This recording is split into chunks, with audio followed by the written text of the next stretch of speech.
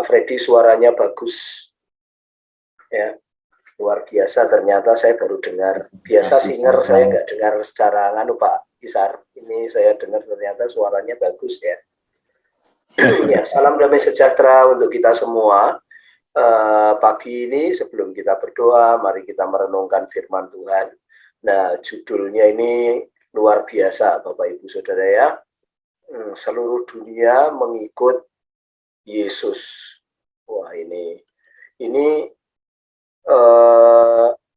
saya beri emoji ketawa karena saya memang geli, Bapak Ibu Saudara ya. Saya memang geli gitu, lucu gitu ya Saudara ya. Karena judul Pelekop ini orang Farisi itu ingin membunuh Lazarus karena Lazarus itu dibangkitkan Tuhan dari orang mati, dan akibat dampaknya itu luar biasa, Saudara. Dampaknya itu wah, itu kayak betul-betul tidak dapat dihentikan tentang cerita tentang Tuhan. Saya bisa membayangkan saudara-saudara sebuah wilayah yang orang mengalami keajaiban, mujizat, saudara ya, dan orang mati dibangkitkan, lalu orang-orang pada menyaksikan bagaimana kebangkitan itu sendiri. Jika Bapak Ibu Saudara berpikir, merenungkan firman itu, maka Bapak Ibu Saudara akan mengalami kebangkitan yang luar biasa, saudara-saudara. Dan ini respon dari orang yang tidak suka. Yohanes 12 ayat 19. Maka kata orang-orang Farisi seorang kepada yang lain, kamu lihat sendiri bahwa kamu sama sekali tidak berhasil. Lihatlah, seluruh dunia datang mengikut dia. Lihatlah, seluruh dunia datang mengikut dia.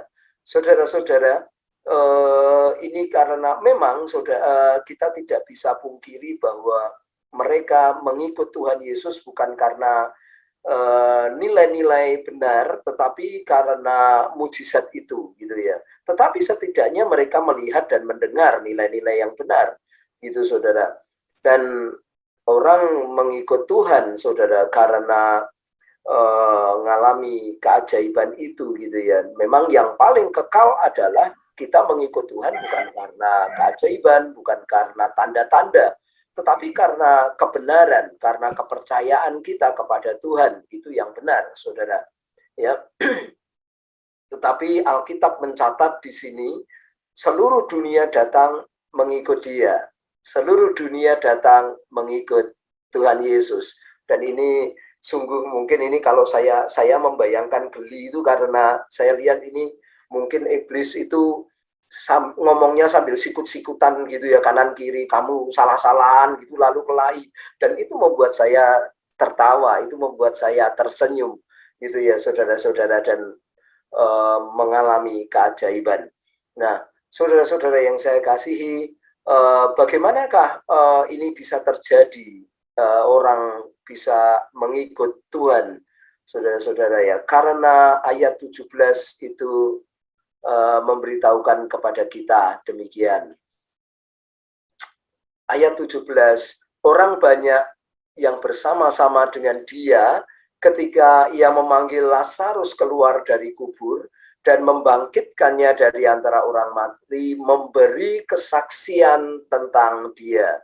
Nah, saudara-saudara, saya mendapatkan ada 4 hal yang bagaimana revival, bagaimana kegerakan itu, bagaimana gelombang kegerakan itu terjadi, saudaraku ya. Saya mencatat ayat 17 ini ada 4 hal. Yang pertama adalah hidup bersama Tuhan. Ya, hidup bersama Tuhan. Kita punya bahan PA, kita punya bahan pemuridan, hidup bersama Tuhan.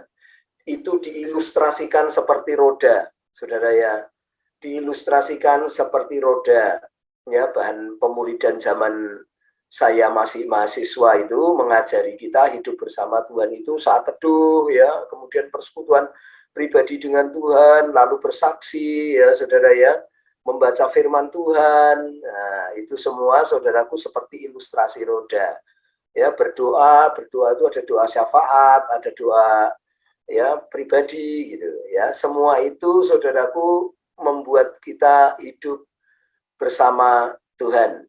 Ya, saudara ya, bahan PA ini sungguh merubah hidup saya, saudaraku ya, waktu itu, sehingga saya mengalami keajaiban-keajaiban, saudara, mengalami mujizat-mujizat, ya saudaraku ya. Firman Tuhan itu menjadi hidup. Tadinya orang saya itu kalau baca Alkitab kayak nonton film Si Unyil. Sampai jumpa dalam minggu depan dalam acara yang sama, ibadah ya persekutuan gitu. Tetapi saudaraku, sejak saya diajarkan hidup bersama Tuhan, berjalan bersama Tuhan, saya sendiri mengalami Tuhan itu, firman-firman itu yang hidup. Yang kedua, saudaraku, mengalami keajaiban. Nah, ini cerita tentang saudaraku Lazarus dipanggil Tuhan keluar dari kubur. Ya, orang yang hidup bersekutu dengan Tuhan, ia mengalami keajaiban-keajaibannya sendiri. Gitu. Ia mengalami Tuhan sendiri, saudaraku. Ya, tidak bisa dipungkiri. Dalam dirinya ada kebangkitan. Dalam dirinya ada nama gereja di Bubaan, revival, saudaraku ya. Ya, itu karena mengalami keajaiban sendiri, saudara ya. Karena dia berjalan bersama Tuhan, dia mengalami keajaiban. Jadi bukan kata orang, wah saudaraku ada cerita, oh itu mengalami begitu ya, oh Pak Seno dibangkitkan ya begini ya. Tetapi saudaraku, karena orang hidup bersama Tuhan, dia mengalami keajaibannya sendiri. Yang kedua, mengalami kebangkitan, saudaraku ya.